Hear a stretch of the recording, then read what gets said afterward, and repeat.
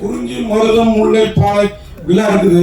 நீங்க மருதத்தை தேர்ந்தெடுத்திருக்காங்க காரணம் என்ன சார்? கதையோட வாழ்வியல் வந்து வயலம் வயசான அந்த பகுதி மக்களோட வாழ்க்கையை பற்றி தான் நான் பேசியிருக்கேன்.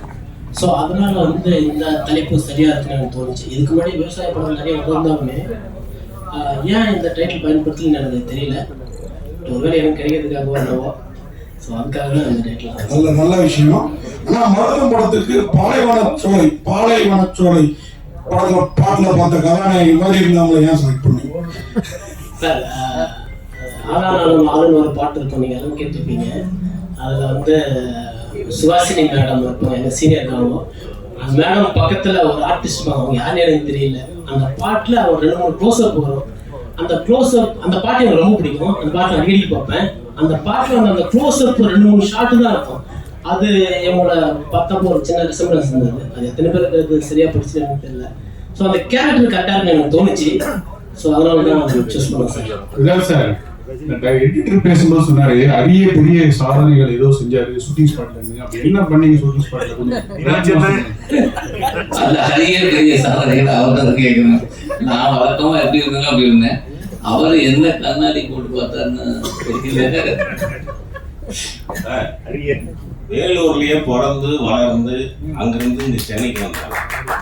நீங்க சொல்ற மாதிரி எல்லாம் பார்த்தாக்கா வந்து வேலூர் ஏதோ வந்து வாழவே முடியாத ஒரு ஊர் மாதிரியும் சுட்டு இருக்கிற மாதிரியும் இருக்கு. நான் அங்கிருந்து தான் வந்தேன். நீங்களும் அங்க மக்கள் வாழத்தான் செய்யறாங்க. இங்க இருந்து போயிட்டு எங்களால இருக்க முடியலன்னு தான் சொன்னேன் தவிர அங்க இருக்கவே முடியாதுன்னு சொல்லல. நான் தான் வேஸ்டா போயிட்டேன். என்னால அதை தாங்க முடியல. ரொம்ப கஷ்டம். உண்மையாவே சொல்றேன், உண்மையில ரொம்ப கஷ்டம். இதான் சார் நீங்க சொன்னீங்க ரொம்ப சிம்பிளா எங்க கேரன் கூட தரலன்ட்டு. இப்போ வர நடிகர் எல்லாருமே வந்து கேரன் இல்லாம ஷூட்டிங்கே போறது கிடையாது. நீங்க இது மாதிரி ஒரு புதுசா ஒரு ரூட் எடுத்து போயிட்டீங்கன்னா புதுசா ஒரு ஹீரோஸ்லாம் பெரிய கஷ்டமா இருக்கும். இது ரொம்ப கஷ்டம். ஆக்சுவலா என்னன்னா நான் கேட்டு அவங்க தரலன்னு சொல்லல, நான் கேட்கவே இல்லை. அவங்களும் உங்களுக்கு வேணுமான்னு கேட்கல. என்னன்னா இது ஒரு எனக்கு தெரிஞ்சிருச்சு இந்த படம் வந்து ஒரு சின்னதாக தான் நடக்க போது தெரிஞ்சிருச்சு. சரி இதுல இருக்கிற தொகையை வந்து அதுக்கு யூஸ் ஆகுமே அப்படிங்கிறது தான், வேற ஒண்ணுமே கிடையாது. நான் கேட்டதை கொடுத்துருப்பாங்க கண்டிப்பா. யூனிட்ல மாட்டேன்னு சொல்லியிருக்க மாட்டாங்க. நான் கேட்கல. ஏன்னா அவங்க தெரியுது இல்லை அவங்க படம் எப்படி எடுக்கிறாங்கன்னு ரொம்ப கிளியரா தெரியுது. சரி அது ஏன் நம்ம போய் ப்ரெஷர் கொடுப்பானே அப்படிங்கிறதுனால தான் அது கேட்கல. இப்ப வந்து வளர்ந்து வர நடிகர்கள் எல்லாருமே வந்து ஒரு ஹெல்ப் பண்றாங்க, ஒரு விஷயம் போயிட்டு இருக்கு. ஆனா வந்து அவர் ஹெல்ப் பண்ணி முடிச்ச உடனே அவர் தவறா பேசுறது, அவர் வந்து ரொம்ப ரொம்ப இக்னோர் பண்ணி டோட்டலாவே அவர் காலி பண்ற மாதிரி ஒரு விஷயம் நடந்து இருக்கு. தமிழ் சினிமால அது அதிகமா நடக்குது. சோ உங்களோட கருத்து ஏதாவது இருந்தா சொல்லுங்க.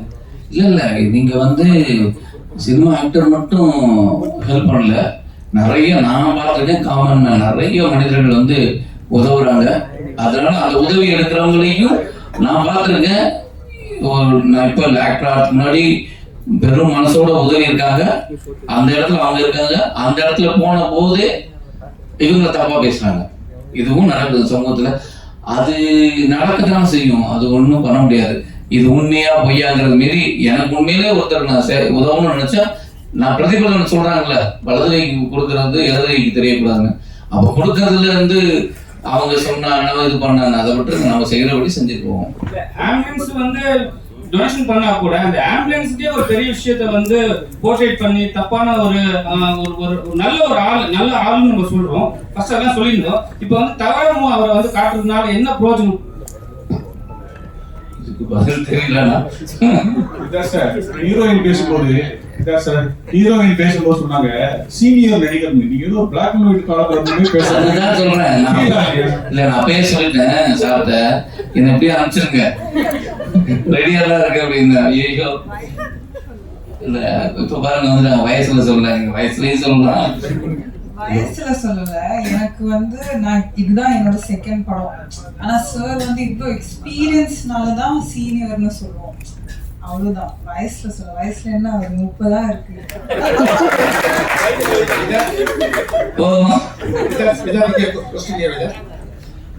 ரியலிஸ்டிக் போர்ட்ரேட் பண்றதுல இப்ப இருக்கிற ஆர்டிஸ்ட்ல விரல விட்டு எண்ணக்கூடிய ஆர்டிஸ்ட் நீங்க நம்பர் 1ல இருக்கீங்க. ஒவ்வொரு கேரக்டரும் அதுக்குள்ளேயே போயிட்டு இருக்கீங்க. எனக்கு இந்தி நடிகர் ராஜ்குமார் தான் நினைவுபடுத்தேன். கொஞ்சம் மிகப்பட்டவன் சொல்ற மாதிரி இருக்கும். அவர் பண்ற கேரக்டர் ஒண்ணுமே வந்துச்சு. மைனாலேந்து பாக்குறேன். மருதத்துல நீங்க உள்ள நுழைஞ்சதுல என்ன காரணம்? உங்களுக்கு இதுல பிடிச்ச விஷயம் என்ன கரெக்டா சொல்லிருக்கீங்க? ஃபைனல் தீம் இல்ல, கண்டிப்பா இதுக்கான ஒரு ரிசல்ட் இருக்கு. படத்துல வந்து ஒரு ரிசல்ட் இருக்கு. என்ன எதுக்காக போறோம்னா என்ன ஆனாங்கிறது.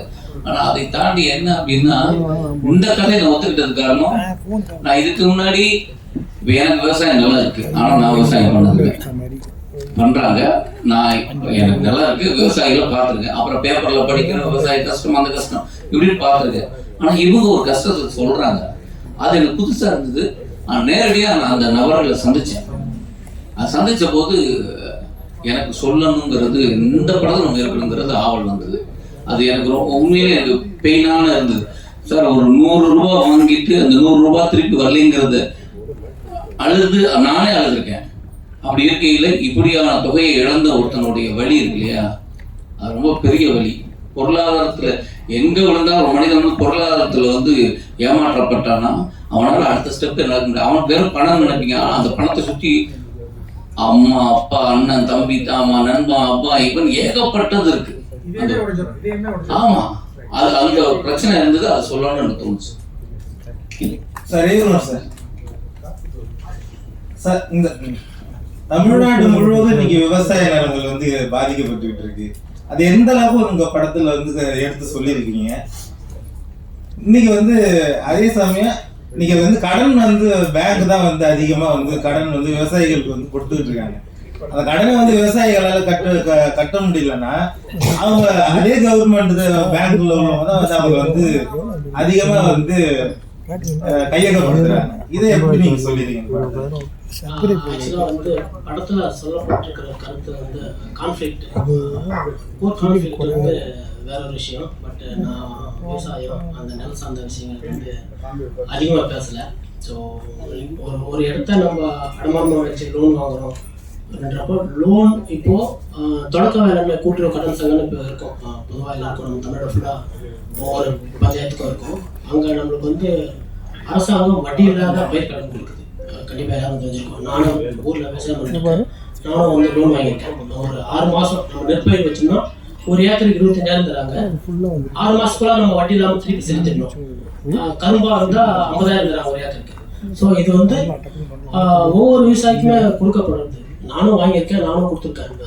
இப்போ இது எந்த பிரச்சனையும் இருக்காது. ஏன்னா 6 மாசத்துக்கு அப்புறம் நெல் அறுத்துருவோம், கம்பெனியில் கொண்டு போய் நெல்லை போட்டுருவோம், காசு வரும், நம்ம செட்டில்மெண்ட் பண்ணிடுவோம். ஏன்னா வட்டி கிடையாது. ஸோ இது வந்து கவர்மெண்ட் சப்போர்ட் பண்ணுது. அந்த விஷயத்தை பற்றிலாம் நான் இதில் பேசலை. இதில் ஒரு ஸ்கேம் பற்றி பேசியிருக்கோம். ஸோ அது வந்து ஒரு கோர் கான்ஃப்ளிக்ட், அது சொல்ல முடியல. ஸோ இது சம்மந்தமாக இல்லை, அது வேற. டேரக்டர் சார், எங்க படம் சிம்பிள், நீங்களும் சிம்பிள், கூட நடிச்சவங்க எல்லாருமே சிம்பிள்ன்றீங்க. அது எல்லாமே ஓகே. அது மருத படத்தோட டைட்டில் கூட என் சிம்பிள். ஏன்னா அது ஃபாண்ட் வந்து பார்த்தீங்கன்னா எனக்கு தெரியும், ஒரு படத்தோட ஃபாண்ட் என்ன எப்படி வைக்கிறவங்களோ அந்த ஃபாண்ட்ல தான் படமே போகும். ஏன் இவங்க சிம்பிளான ஃபாண்ட்?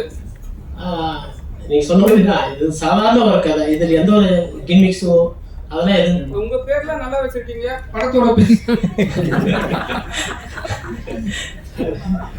இந்த டிசைன் விஷயத்துல நான் எதுவும் தலையிடல சார். என்னுடைய கோடைரக்டர் செல்வம் இங்க இருக்காரு, அவரோட டிசைன் இருந்தா ஃபுல்லா அதை ஹேண்டில் பண்ணாங்க. எனக்கு எதுனா டைம் இல்லை அது டிசைன் பார்த்து லாக் பண்றதுக்கெல்லாம். தம்பிக்கிட்ட சொல்லிட்டேன், நீயே பார்த்துக்கு பண்ணிட்டேன். அவன் ஃபைனல் பண்ணி அதோட எப்போன்னு போனா எப்போ வந்து டெட் எண்ட் இருக்கோ, இதுக்கு மேல வந்து நம்ம வந்து டைம் கொடுக்கவே முடியாத சமயத்துல தான் என் கல்லே காட்டுவான். அப்போ எனக்கு கடைசி சொல்றது நேரம் இருக்காது. வேற வழி இல்லாம அப்ரூவ் பண்ணி கட்டாயத்துக்கு வந்துட்டேன். வேற ஒன்றும் சார். இதான் சார், விவசாயத்தை பத்தி நிறைய படம் வருது. விஜய் சார் கூட கத்தின்னு எடுத்தாரு. விவசாயிகளுடைய கஷ்டங்களை பத்திலாம் நிறைய ஹீரோக்கள் படங்கள் வருது. எம்ஜிஆர் நடிச்சிருக்காரு. அதனால வந்து அரசாங்கம் மாறுதா, பேங்க்காரங்க மாறுறாங்களா, இல்ல கந்துவட்டிக்காரங்க மாறுறாங்களா, விவசாயிகளுடைய வாழ்க்கை மாறுதா, ஏதாவது ஒரு மாற்றம் இருக்கு அந்த மாதிரி படங்கள்லாம்? ஒன்றும் இல்லைண்ணா, இந்த இதுதான் அந்த பின் நம்பர் சொல்லு, 14 நம்பர் இருக்கா, காலத்திற்கு 14 நம்பர் இருக்கு, அதை சொல்லு, இதை சொல்லு அப்படின்னு சொல்லி ஃபோன் வருது. இது எல்லாரும் விழிப்புணர்வு இருக்கு. ஆனா எனக்கு சமீபத்தில் கூட அதே வாய்ஸ் எனக்கு போன் வச்சு, நானே யூடியூப்ல கேட்டிருக்கேன், அதே வாய்ஸ் எனக்கு போனது. சார் பின்னாடி திரும்பி பாரு சார், சார் 22 நம்பர் இருக்கு சார், சார் 22 இருக்கா சார், 15, 16 இருக்கும், 14 இருக்கும் இல்லையே அப்படின்னு அவனோட பேசினேன். ஒய்ஃபு சொல்றாங்க ஃபோனை கட் பண்ணுங்க, ஏன் பேசுறேன், எனக்கு பேச ஜாலியா இருக்கு. அப்புறம் ஒரு இடத்துல நான் திட்டிட்டேன். எதுக்கு நான் சொல்றேன்னா, இது நடந்து எனக்கு தெரிஞ்ச 2-3 வருஷமா 3-4 வருஷமா அது இருக்கு. ஆனா 4 வருஷத்துல மக்கள் பூரா விழிப்புணர்வு வந்திருந்தா அவன் எனக்கு போனே பண்ணிருக்க மாட்டான். ஆனா அவன் டெய்லி போன் பண்றான்னா யாரோ ஒருத்தன் இங்கே ஏமாந்துட்டு இருக்கத்தான் செய்யறான். அதனால நம்ம வந்து சொல்லாம விட்டுருக்கோமா, நம்ம அதையே நம்ம ஷேர் பண்றோம். நானே என் நண்பர்கள் சில விஷயங்கள் இப்போ அடிக்கடி இந்த பேங்க்ல வந்து இப்போ அதெல்லாம் இல்லை, மெசேஜை தொட்டா போதும் காசு போயிருந்தான். அப்ப அந்த மாதிரி இருக்கிறதுனால நம்ம ஷேர் பண்றோம். இதை வந்து தயவுசெய்து இந்த மாதிரி வந்தா பார்க்காதீங்க. அது மாதிரி இது ஒரு விழிப்புணர்வு தான். இது ஒட்டுமொத்தம் மாறிடுமாலாம் கிடையாது. இப்படி ஒரு ஒரு ஒரு பிரச்சனை நடந்தது. அடுத்த விஷயம் நம்ம அந்த விஷயத்துல கேர்ஃபுல்லா இருக்கலாமேங்கிறது தான். சார், இன்னைக்கு இவனுக்கே வந்துட்டு டெலிகிராம்ல இவன் பேரை போட்டு வந்துட்டு காசு அனுப்புங்கன்னு சார் இதான் சார் இந்த மாதிரி படங்கள் வந்து பாத்தீங்கன்னா ரகுநந்தன் சார்லாம் மியூசிக் அவ்வளோ பிரமாதம், பெரிய பெரிய டேலண்ட் சிட்டிசன் சுப்பையா இருக்கலாம். இந்த மாதிரி சேர்ந்து படம் பண்ணி அதை பார்த்து பண்றீங்கன்னு இங்கேயே சொன்னாங்க. அப்படி பண்ணிட்டு அது பெரிய லெவலில் வெற்றி பெறலன்னா என்ன, இன்னைக்கு சினிமா வந்து ஒரு 10 படம் ஒன்றா வருது. அந்த மாதிரி இருக்கிறப்போ உங்க மனநிலை எப்படி இருக்கும்? நீங்க என்ன அதுக்கு ஏதாவது ஒரு முயற்சி, ஏன்னா நீங்க ஒரு ஸ்டேபிளான ஹீரோ ஆகிட்டீங்க மைனாவிலேருந்து இன்னைக்கு வரைக்கும். நான் கூட மைனா விதார்த்துங்கிறது மருதும் விதார்த்தம் மாறுமான்னு பார்த்துட்டு இருக்கிறேன் நான். அதுக்கு என்ன முயற்சி, என்ன உங்களுக்கு திரைப்பட குழுவுக்கு என்ன உங்க பரிந்துரை? ஒண்ணுமே இல்லை, எப்படி போராடிக்கிட்டே இருக்கணும். என்னைக்காவது விடிவாளம் வருமானு. இப்ப அவர் சொன்னார்ல 26 வருஷமா ஒருத்தன் காத்திருக்கிறான் டைரக்டர் ஆகணும்னு. அது மாதிரி எங்களுக்கு சின்ன படங்களுக்கெல்லாம் ஒரு விடிவாளம் போறதுன்னு நம்ம செஞ்சுக்கிட்டே தான் இருக்கோம். அதுக்குள்ளே தான் இருக்கும்.